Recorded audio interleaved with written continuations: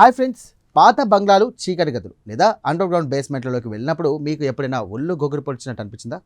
అక్కడ ఎవరు లేకపోయినా ఎవరో ఉన్నారనే భయం మిమ్మల్ని వెంటాడిందా?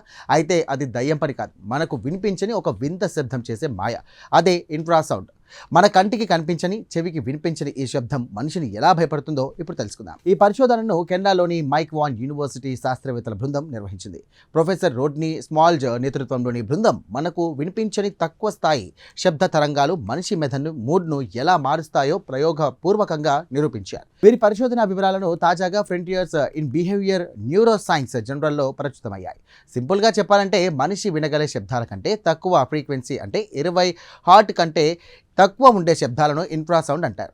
ఇవి మన చెవులకు వినిపించవు, కానీ మన శరీరం వీటిని పసిగడుతుంది. పాత భవనాల్లో, తుప్పు పట్టినటువంటి పైపుల్లో, పెద్ద పెద్ద ఏసీ మిషన్లు లేదా బయట ఉండే భారీ వాహనాల వల్ల ఈ శబ్దాలు పుడతాయి. ఈ ప్రకంపనలు గాలిలో ప్రయాణిస్తూ మనల్ని తాకినప్పుడు మన మెదడు వింతగా స్పందిస్తుంది. శాస్త్రవేత్తలు 36 మందిపై ఒక ప్రయోగం చేశారు.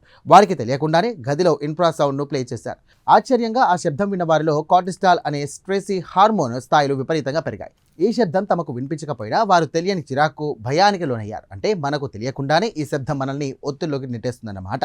ప్రొఫెసర్ స్మాల్డ్ ప్రకారం ఇక మీరు ఏదైనా పాత బిల్డింగ్లోకి వెళ్ళినప్పుడు అక్కడ పాత పైపుల వల్ల ఇన్ఫ్రాసౌండ్ పుడుతుంది. అదే మీ ఒంట్లో చిరాకును, భయాన్ని కూడా పెంచుతుంది.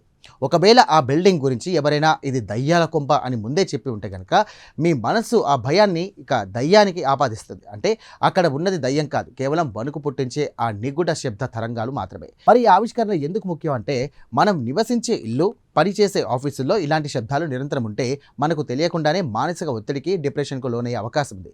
అందుకే భవిష్యత్తులో బిల్డింగ్ డిజైన్లు చేసేటప్పుడు ఈ ఇన్ఫ్రాసౌండ్ కాలుష్యం లేకుండా చూడాలని శాస్త్రవేత్తలు సూచిస్తున్నారు. మన మూడ్ బాగాలేనప్పుడు అది మన సమస్య కాదు, మన చుట్టూ ఉన్నటువంటి శబ్దాల సమస్య కూడా కావచ్చు. చూసారుగా, కంటికి కనిపించని, చెవికి వినిపించని సైన్స్ రహస్యాలే కొన్నిసార్లు మనల్ని దయ్యాలై భయపడుతూ ఉంటాయి. ఇకపై ఏదైనా పాత భవనంలోకి మీరు భయం వేస్తే కనుక అక్కడ దయ్యం ఉందని కాదు, పాత పైపులు వణుకుతున్నాయంటూ కూడా అర్థం చేసుకోండి. ఈ సరికొత్త సైకాలజీ మిస్టరీ మీకు నచ్చిందని ఆశిస్తున్నాను. దీనిపై మీ అభిప్రాయాలను కామెంట్ ద్వారా తెలియజేయండి. ఇక వీడియో నచ్చితే కనుక లైక్ చేయండి, వెంటనే మా ఛానల్ను సబ్స్క్రైబ్ చేసుకోండి. Thank you.